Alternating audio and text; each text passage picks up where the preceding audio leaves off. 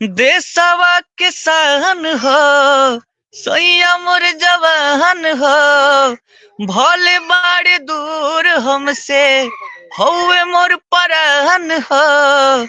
है भेजे हैं लिफाफा में अबीर हो बलमुआ फौजी, सीमा प बाटे कश्मीर हो।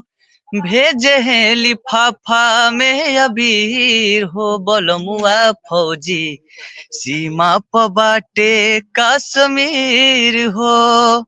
छूट नाही मिलल असो नाही बा मलाल हो, होली से बढ़ के बाटे देश के सवाल हो।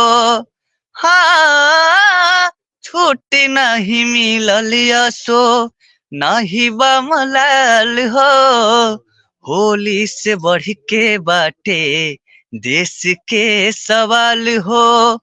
बाटे हमके नाज हो जानता समाज हो, बालम बचावा तारे देशवा के ताज हो। है काहे बही नैनन से नीर हो बलमुआ फौजी, सीमा प बाटे कश्मीर हो। भेजे हैं लिफाफा में अबीर हो बलमुआ फौजी, सीमा प बाटे कश्मीर हो। थैंक यू सर। बहुत सुंदर पवन जी, बहुत सुंदर गा